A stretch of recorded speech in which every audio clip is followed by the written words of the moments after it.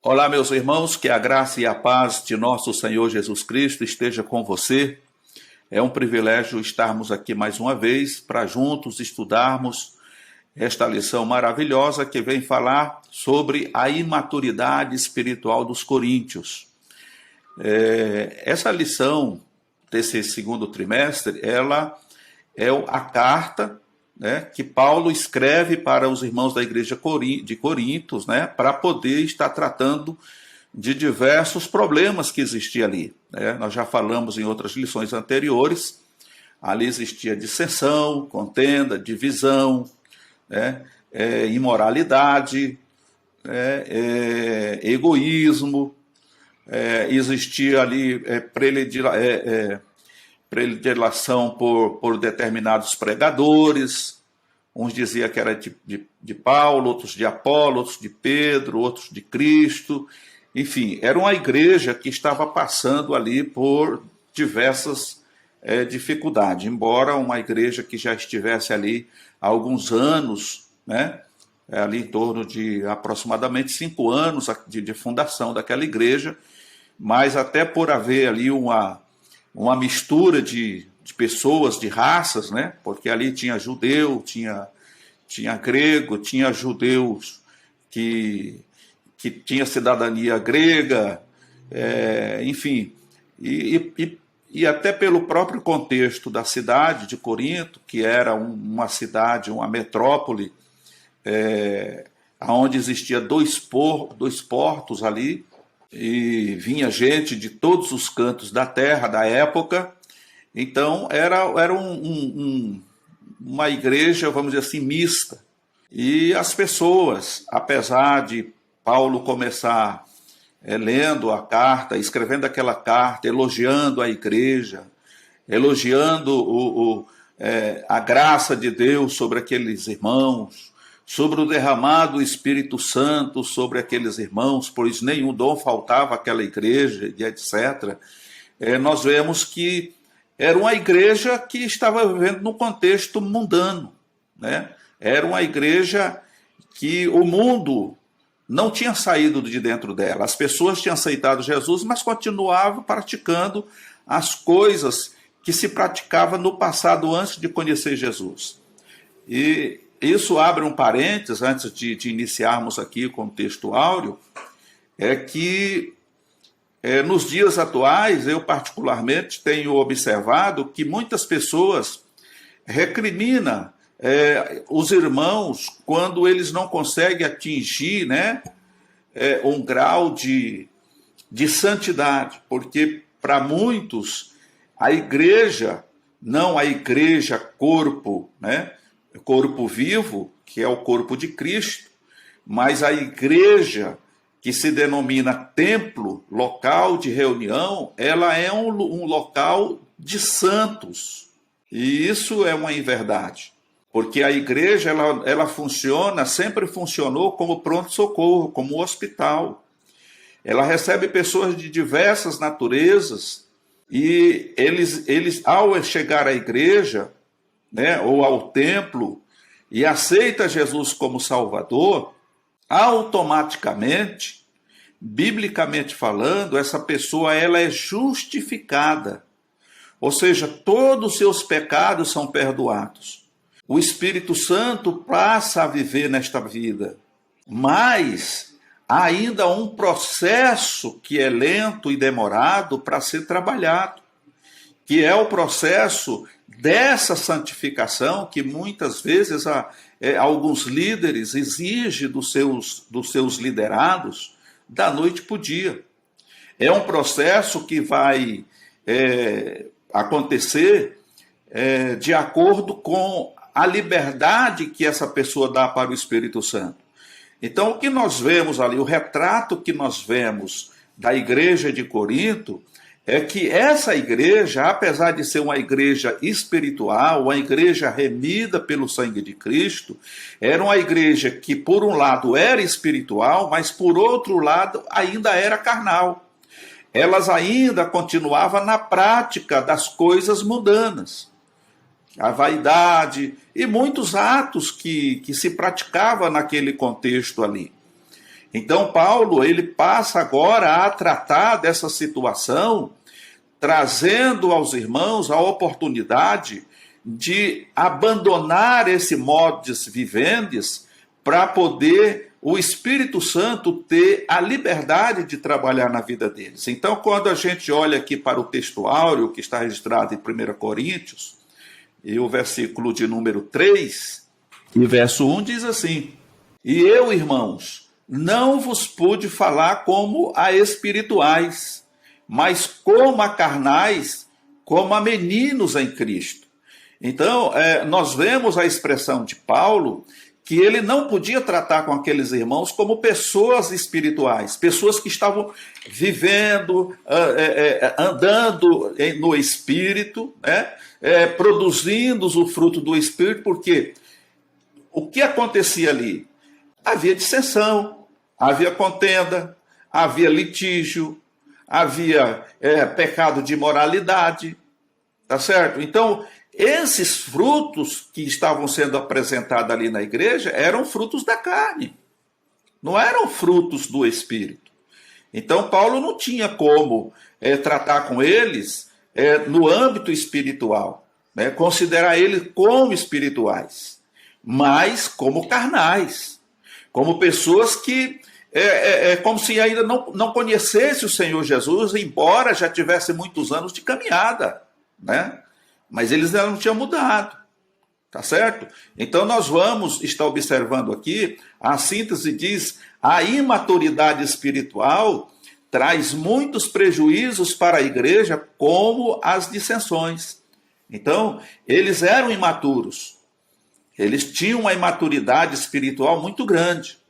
Por outro lado, também existia a questão deles privilegiar alguns dons, em detrimento a outros. E assim sucessivamente. Então nós vamos estar vendo nessa lição, que é uma continuação da aula anterior, né? E nessa lição, por exemplo, nós temos aqui 3 objetivos a alcançar, que em primeiro lugar é mostrar que os irmãos de Corinto eram imaturos na vida cristã. Em segundo lugar, vamos refletir a respeito do que pode nos impedir de crescer na fé. Porque esta lição, ou a instrução que Paulo dá para a igreja em Corinto, ela também serve para nós nos dias atuais. Então, a gente aprende muito com os erros dos outros, né? Então, a gente precisa observar aquilo que não deu certo na vida de alguém para a gente não praticar o mesmo erro, né? Porque errar é humano. E todos nós estamos sujeitos a errar. O fato é que não existe ninguém 100% santo e nem 100% espiritual, porque o Espírito Santo está conosco. Mas nós vemos em lições anteriores que o apóstolo Paulo nos aconselha a buscar os melhores dons. Então eu preciso buscar. E para que eu busque e alcance isso que busco, eu preciso pagar um preço. Esse preço é abrir mão de muitas coisas que me satisfaz, né, humanamente falando, carnalmente falando, né? É você sujeitar a natureza carnal. Como diz, né, o missionário, que já deve ter passado para o senhor, eu lembro que uma certa feita ele fez um comentário, numa mensagem ele dizia, ele sempre usava a expressão de que nós precisávamos fazer morrer a vida da alma. O que é a vida da alma? A vida da alma são as paixões, é a vontade, né? As vontades, os desejos carnais. Isso faz parte da vida da alma, é o psique. Então nós somos dominados pelos olhos, pelos ouvidos, né? Então o que nós vemos, o que nós ouvimos, isso tem muito a ver com o nosso envolvimento com o materialismo, com o que é material. Então, essa reflexão a respeito do que nos impede de crescer na fé é exatamente isso. É a gente abrir mão de determinadas coisas. Em terceiro ponto, é compreender o perigo, né, da estagnação na fé. Quantos irmãos nós vemos nos dias atuais que ele está há 10, 15, 20 anos na igreja, mas é a mesma pessoa, nunca recebeu o batismo com o Espírito Santo. Se recebeu o batismo com o Espírito Santo quando aceitou Jesus como Salvador, ele não fala mais em línguas, não recebe um renovo espiritual, simplesmente estagnou no tempo, no espaço. É aquele irmão que não progride, aquele irmão que não desenvolve uma fé, não amadurece, né? Então, tudo isso tem a ver com a maneira como você vive diante de Deus. Você é salvo? Sim, você é um salvo. Mas é um menino. Ou seja, você está sofrendo de inanição. Aí nós vamos ver que Paulo, ele vai falar aqui que menino precisa de leite. Ele não pode comer uma comida sólida. Você não pega um recém-nascido, por exemplo, e dá a ele um arroz com feijão, porque você vai matar, ele não está preparado para digerir aquele tipo de alimento. Agora, tem a fase, existem fases. Então, o novo convertido, por exemplo, ele precisa passar por um discipulado, ele precisa conhecer Deus, ele precisa conhecer Jesus, ele precisa conhecer o Espírito Santo, ele precisa conhecer tudo aquilo que envolve a fé cristã, né? E, passo a passo, ele vai sendo preparado para mais tarde ele poder participar de um estudo mais aprofundado, né? Ou comer uma comida mais sólida para que ele possa crescer, desenvolver, né?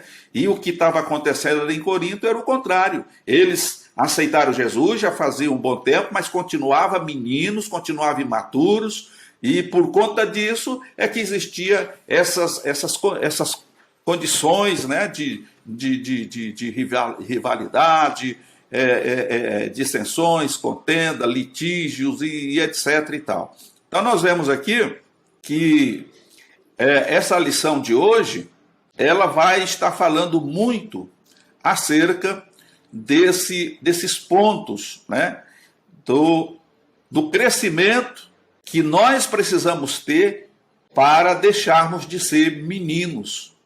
Porque o menino, ou aquele crente maturo, é aquele crente que é levado por qualquer tipo de vento doutrinário, né?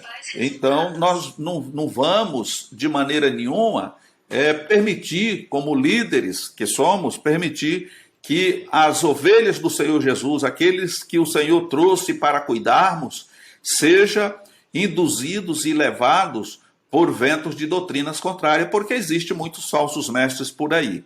O assunto desta lição é a imaturidade da igreja de Corinto. Os coríntios eram imaturos na vida cristã. Eram crentes, mas ainda não sabiam diferenciar a mão direita da mão esquerda, né?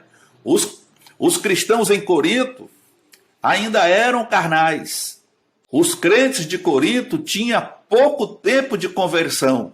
Eles saíram do paganismo, do judaísmo, mas o paganismo e o judaísmo ainda não havia saído deles. Estavam há pouco tempo, né, de caminhada cristã, e muitos desses irmãos ainda continuavam nos desejos e na prática das coisas carnais, né? Ou eram dominados por essas coisas que eles tinham no passado. Então, meus amados irmãos, a gente encontra muita dificuldade quando a gente ganha almas para Jesus, e digo isso com um pouco de conhecimento. Você evangeliza a pessoa e ela vem para Jesus, e muitas vezes elas aceitam Jesus por emoção, pelo emocionalismo, por alguma necessidade, por alguma dificuldade. É como se Jesus fosse a única saída, e de fato é, né? Não existe outra saída a não ser Cristo, mas no contexto que eu quero falar para os irmãos, é como se fosse a última cartada, porque aquela pessoa já tentou de tudo e ela não conseguiu êxito naquilo que ela buscava. Então ela através da necessidade e da emoção, ela aceita Jesus. E muitas vezes, pela bondade e misericórdia de Deus, ela consegue alcançar aquilo que ela tanto buscava. E a partir do momento que ela encontra aquilo que ela buscava, ela simplesmente esquece do Senhor Jesus. Ela volta a andar pelo caminho que andava outrora. Não é o caso aqui da igreja em Corinto. Mas existe isso, e eu creio que os irmãos conhecem pessoas que procuraram Deus apenas porque precisava de alguma ajuda, de uma ajuda material, uma ajuda financeira, estavam buscando uma porta de emprego, consertar o casamento e alguma coisa, então foi para os pés de Jesus, mas o intuito dela não era aceitar Jesus como Salvador, mas sim ter Jesus para resolver o problema particular dela. Então, uma pessoa dessa, dificilmente ela vai permanecer na igreja. E se ela permanece, até por medo de num futuro ela voltar a passar a ter aquele mesmo problema, ela continua sendo o que nós acabamos de ver aqui, é um crente raquítico. É um crente que nunca vai ter preparado para crescer no conhecimento da palavra, nunca vai poder se alimentar de um alimento sólido, como diz aqui o texto, né? A gente costumava dizer, nos cultos de doutrina, a gente tem uma feijoada, né? Feijoada é uma palavra mais forte para crente que é maduro, é uma palavra de exortação, né? E então, essas pessoas elas não estão preparadas para isso. Então, você vai ter que dar mamadeira a vida inteira para essas pessoas, porque elas se tornam menino. E aí tem um outro problema. O problema de que elas são presa fáceis para que um vento qualquer de doutrina arraste ela para um outro movimento. É por isso que existe muitas pessoas passeando hoje. Hoje estão numa denominação, amanhã estão em outra. Elas nunca se fixam num lugar. Por quê? Porque na prática, na minha concepção, pode ser que na sua não seja, mas na minha concepção, no meu modo de entender, essa pessoa nunca teve um encontro real com o Senhor. Ela às vezes vem para a igreja porque a família é crente, porque os pais são crentes, e a pessoa às vezes se acha obrigada a acompanhá-los, porque a família muitas vezes não aceita que aquela pessoa vai fazer outra coisa. Então ela vai porque se habituou, porque tem medo de assumir o mundo, tem medo das consequências, mas também não quer um compromisso com Deus. Então existe tudo isso.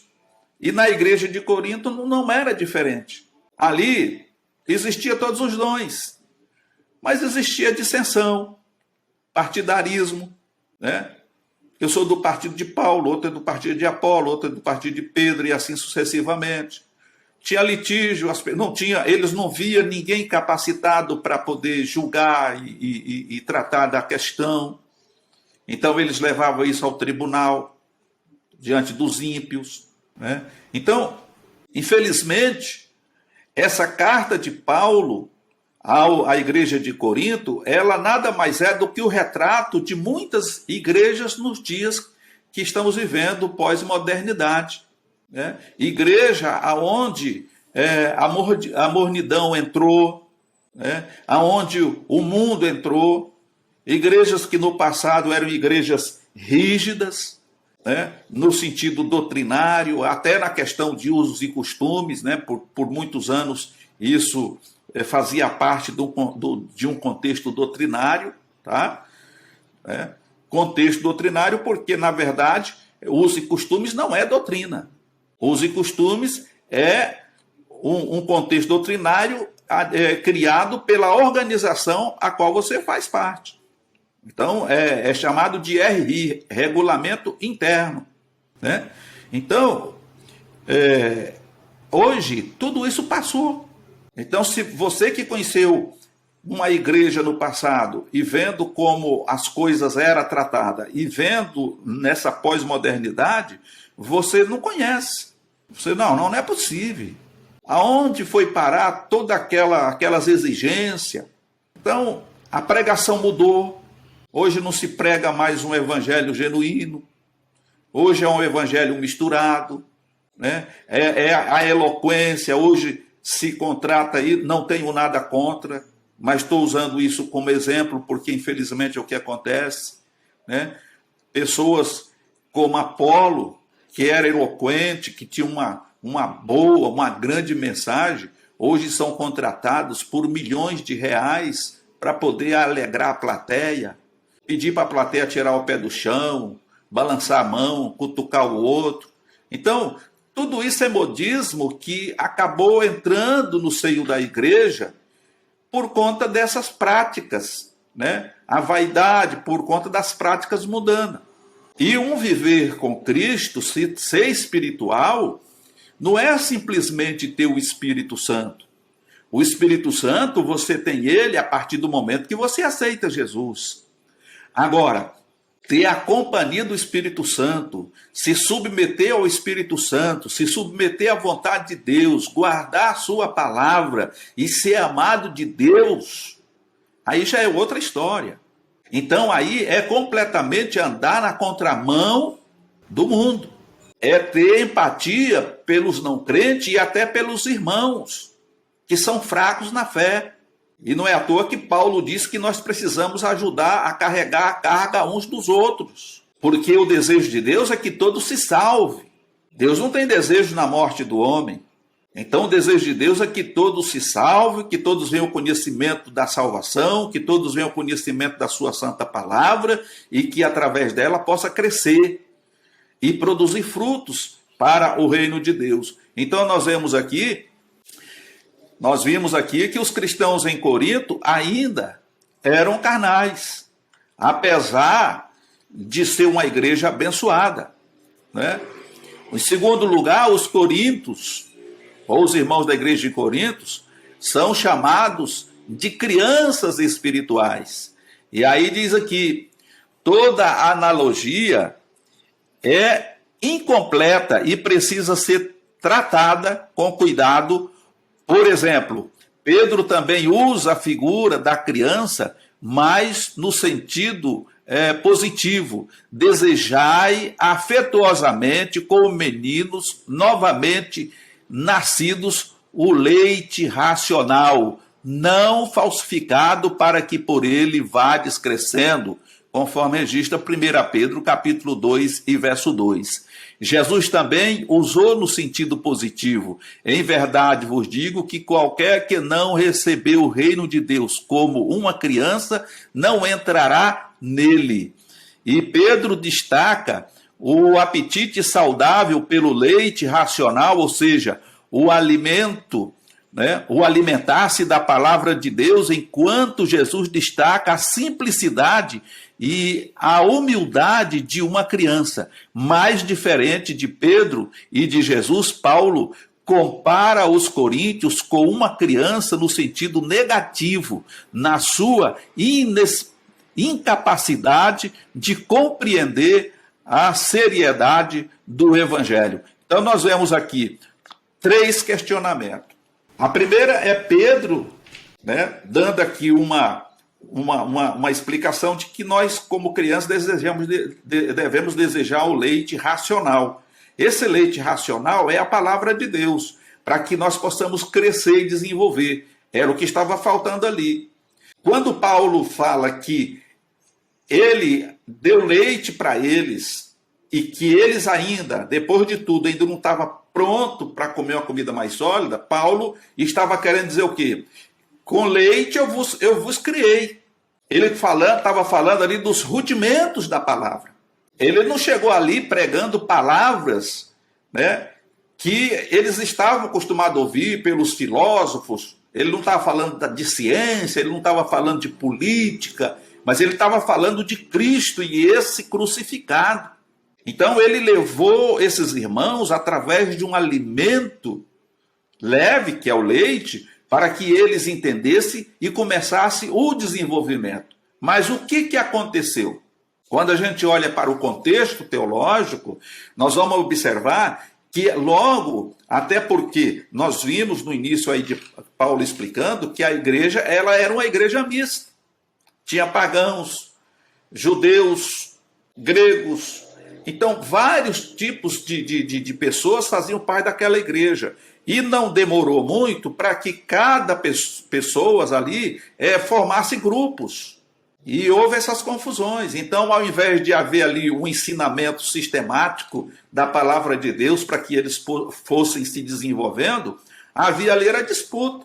Então, uma comparação. Vamos dar um exemplo aqui. Paulo não diz isso, mas vamos supor. Hoje vai ser o culto do grupo de Paulo. Então eu não vou. Amanhã vai ser o culto de quem? De Apolo? Amanhã eu vou, porque amanhã é Apolo que vai estar pregando. Eu gosto muito de ouvir aquele irmão pregar. Olha, não tem para ninguém. Então, os irmãos estão entendendo? Era isso. Então, Pedro, ele aconselha que a gente, como crianças, devemos buscar nos alimentar do leite racional. E esse leite racional é a palavra de Deus. Jesus, por sua vez, fala que se não nos tornarmos como criança, isso na condição de humildade, porque o crente, independente do grau de conhecimento que ele tem, independente da intelectualidade que ele possui, ele tem que ser humilde. Então o Senhor Jesus diz assim, aquele que não se tornar como a criança, não entra no reino de Deus ou no reino dos céus. Então, logo vemos que ser líder, ser um pastor, evangelista, diácono, ou ter uma posição na igreja, isso não é status, isso é serviço. E cada vez que o Senhor te comissiona a fazer alguma coisa, ao invés de você subir hierarquicamente, como alguém imagina, nós estamos descendo, porque estamos nos fazendo servo de todos, e foi o exemplo que Jesus deu. Então Jesus, no último dia, ele pega uma bacia com uma água e uma toalha e vai lavar os pés dos discípulos. Aquilo era algo incompreensível. O mestre lavando os pés dos discípulos, dos seus alunos. Aí nós vemos que Pedro se recusa a fazer isso, a aceitar aquilo. E aí no final nós vemos o Senhor de Jesus dizendo, eu vos dei o exemplo. Então, a capacidade espiritual é a capacidade de dons que você possui, a intelectualidade, os diplomas acadêmicos que você possui, isso não é para te exaltar, para enaltecer você, mas isso é para provar que quanto mais conhecimento, mais humilde você precisa ser, ao ponto de se tornar uma criança. E aí nós vemos aí Paulo falando ao contrário. Eles tinham tudo para ser pessoas abençoadas por Deus, ser uma igreja fora do comum, porque não faltava nem o dom. Mas, no entanto, existia um monte de coisa errada ali, como ainda existe nos dias atuais, infelizmente. Até porque nós estamos vendo um processo. Agora, o que me chama a atenção é que Paulo não começa a carta já excluindo todo mundo, diferente de hoje. A pessoa erra, muitos líderes viram as costas para aquela pessoa. Esse camarada não tem jeito, deixa ele para lá. Já vai tarde. E não é assim que funciona. Porque só o Senhor Jesus sabe quanto custa uma alma. E toda a riqueza do mundo não paga por uma alma. Por pior que seja a pessoa, ele tem uma alma. E essa alma é preciosa para Deus. Então eu e você como líder, nós precisamos pedir ao Senhor capacidade para poder ajudar essa pessoa a se aproximar mais de Deus. Para que o Senhor nos dê estratégia. Então Paulo, ele diz assim, olha, eu não pude falar a vocês como a espirituais, mas falei com vocês, estou falando com vocês como a carnais, porque a maneira como vocês estão andando e agindo é de pessoas que nunca conheceram Jesus. Então nós vamos tratar disso. Vocês vão começar a entender que agora a vida de vocês é diferente. Vocês não podem agir mais dessa forma.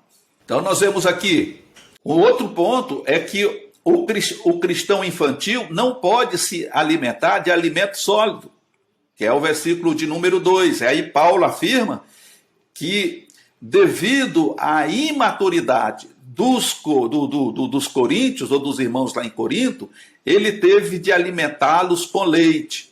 O autor da carta aos Hebreus afirma também que qualquer que ainda se alimenta de leite não está experimentado na palavra da justiça, porque é menino, conforme está registrado em Hebreus capítulo 5, 13. O alimento sólido é somente para os adultos, que têm os sentidos exercitados para discernir tanto o bem como o mal. Então, essa imaturidade que nós vemos aqui, ela era provocada exatamente por falta de conhecimento. A igreja tinha se dividido, os dirigentes que por ali passou até essa carta de Paulo chegar a eles, com certeza já não conseguiram fazer mais nada, porque já havia ali o partidarismo, né? Cada grupo influenciado, né, por alguém, porque sempre tem alguém que fermenta ali uma massa, já não absorvia o que era pregado, o que era ensinado. Então, graças a Deus que a família de Cloé, né, eles, ao notarem, ao perceberem que as coisas estavam caminhando para um desfecho terrível, então eles avançam no sentido de escrever uma carta para Paulo, que nessa época, né, ele estava ali na cidade de Éfeso, porque talvez, se isso não tivesse acontecido, a igreja tinha rachado, com certeza aqueles grupos teriam debandado, e como hoje acontece muito, né, por, às vezes, coisas que poderiam ser, mas geralmente alguém, ele quando toma a dianteira, ele não quer submeter, e às vezes já tem ali um grupo de pessoas que o apoia, e por isso as divisões acontecem.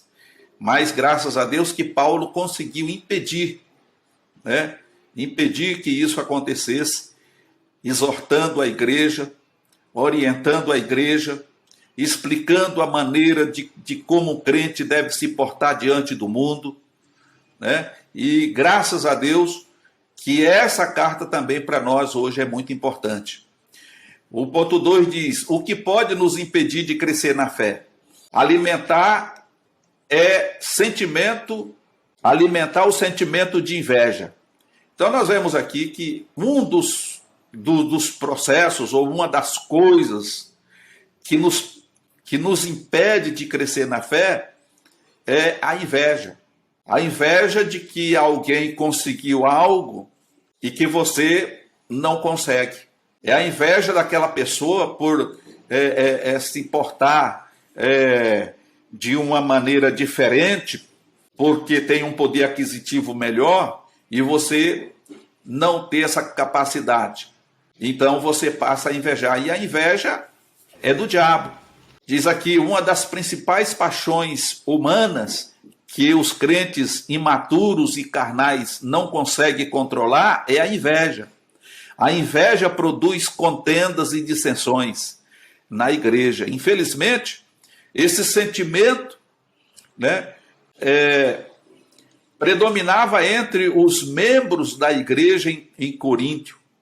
A inveja é uma paixão humana, obra da carne, que interfere no julgamento do indivíduo, causando-lhe um peso diante do sucesso dos outros. É lamentável, mas existe isso. Isso não começou e não terminou lá em Corinto. Isso tem se arrastado pelos séculos, e por que não dizer milênios. A inveja começou com Caim, lá no Éden. Só que as pessoas que têm esse espírito de inveja e que provoca dissensões e contendas no meio do povo de Deus, eles conseguem ter a inveja, mas eles nunca são capazes de analisar por quantos anos aquela pessoa trabalhou, lutou, estudou, se esforçou para chegar no patamar que chegou. Porque para elas é como se algo tivesse caído do céu no colo deles. Por que só fulano é abençoado e eu não sou? Mas você não procura saber qual é o segredo. Você chegou hoje a essa posição, como é que você conseguiu chegar aí? Qual é o segredo?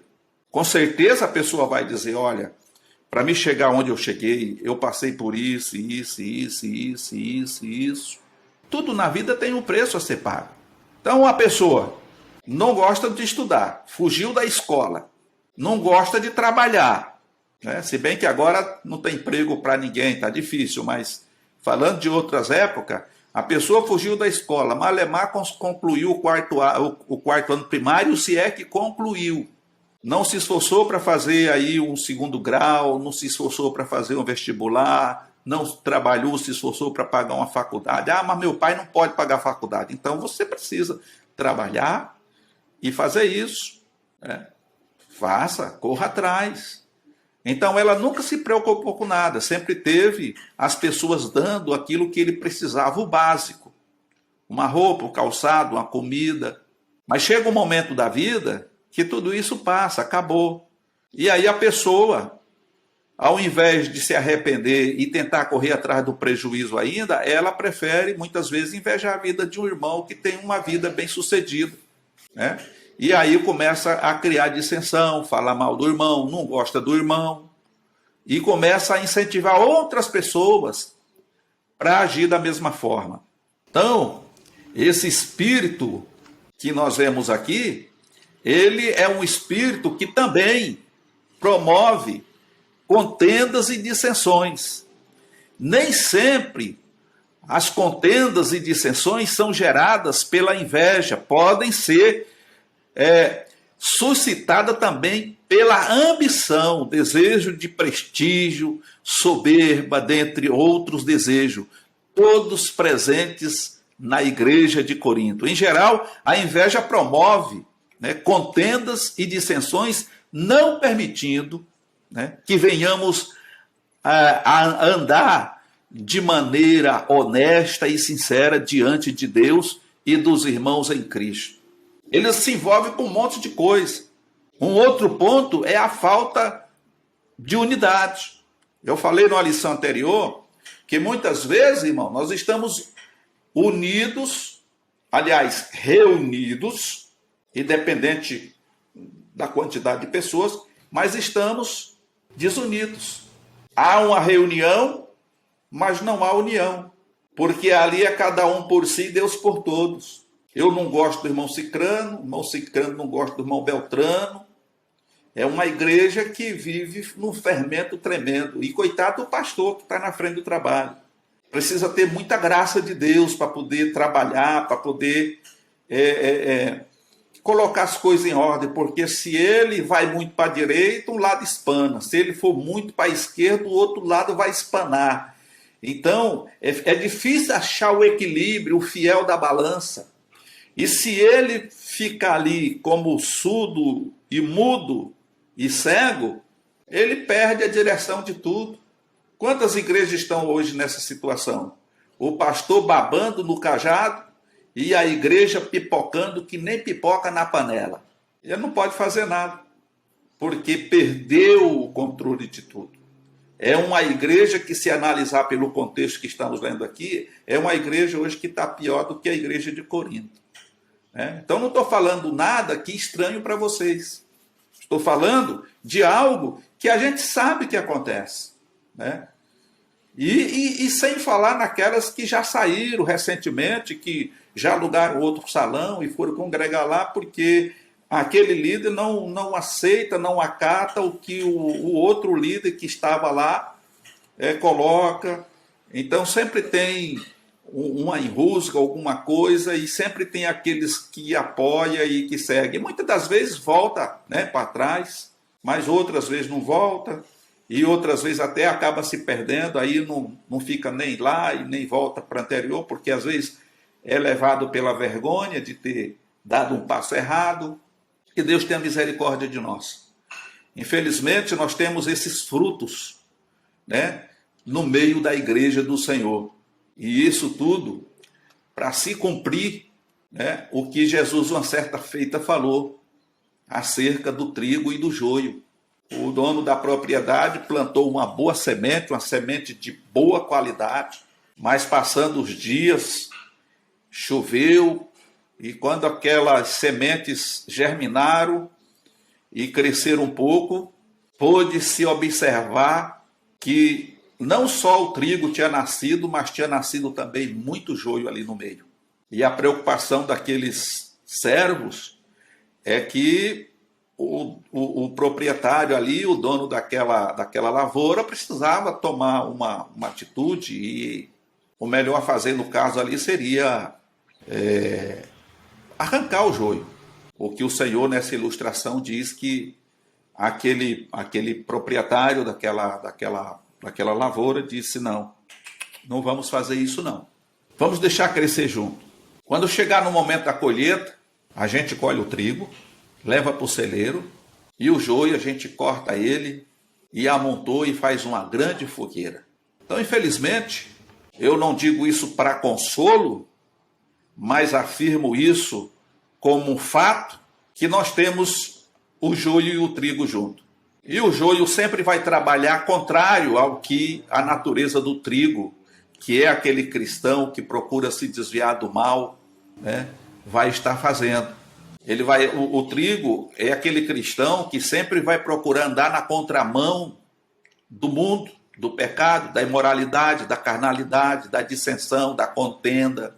Ele vai fazer o possível e o impossível para agradar ao Senhor. Então, irmãos amados, o perigo da estagnação na fé, nós temos que ter essa visão, a visão de que, como cristãos, salvos, remidos pelo sangue do Cordeiro, com a presença do Espírito Santo que veio e está conosco para sempre, possamos crescer no conhecimento de Deus e da sua palavra. E chegarmos ao ponto de poder nos alimentar de um alimento sólido e não viver a vida toda como meninos inconstantes que é levado por rodas de doutrina.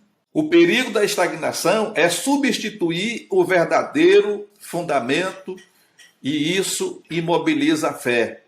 Paulo usa a figura do fundamento de um edifício para mostrar a importância de estarmos edificados sobre a rocha eterna.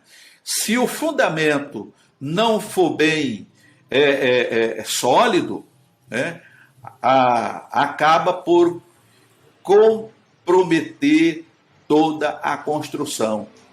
Então, voltando um pouco aqui ao que Paulo está falando, Paulo estava dizendo assim: eu fiz o alicerce, foi o que fundou a igreja em Corinto. Então ele pregou a palavra em Corinto. Então eu fixei ali um fundamento.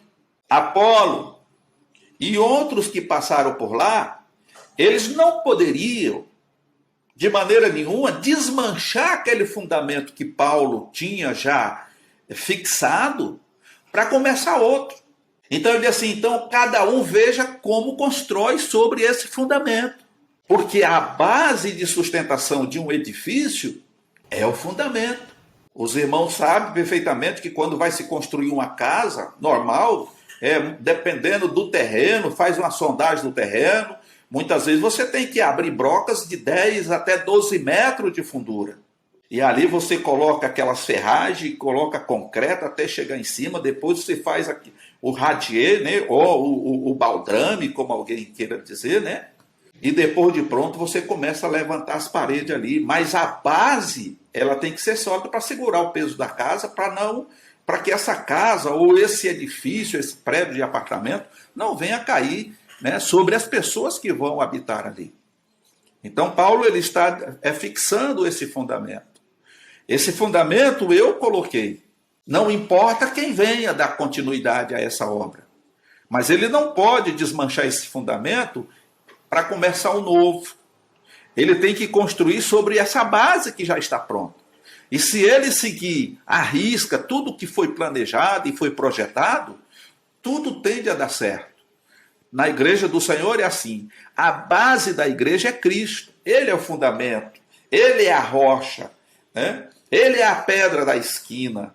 Entendeu? Então nós não podemos pregar, por exemplo, um outro evangelho.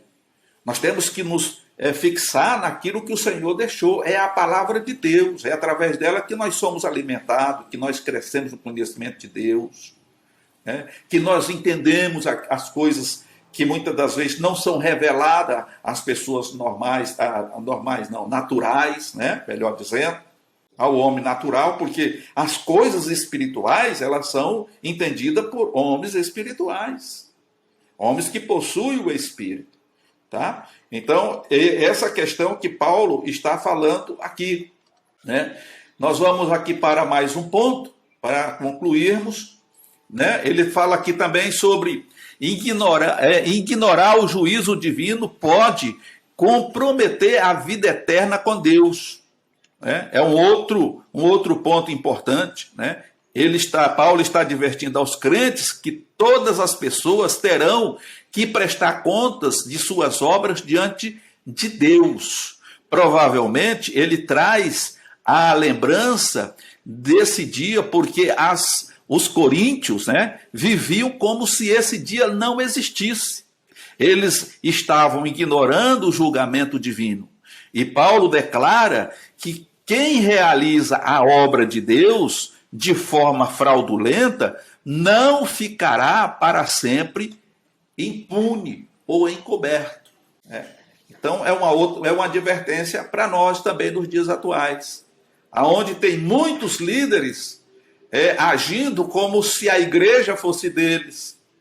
A igreja é uma massa de manobra que trabalha para ele. Então, é um crente corintiano, né? Ou um crente de Coríntios, né? É um líder que não está preocupado com o acerto de contas.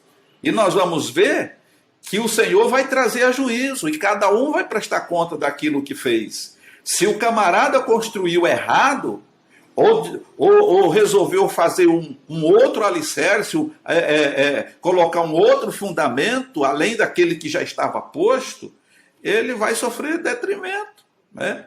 Então, irmãos, que Deus em Cristo nos abençoe, nos guarde, que Deus nos ajude a entender mais e mais a sua palavra. Creio que você tem aí a lição, né? Pode estar lendo. Aqui a conclusão diz que a maturidade dos coríntios evidencia o perigo da fragilidade de fé infantil e a necessidade do crescimento espiritual.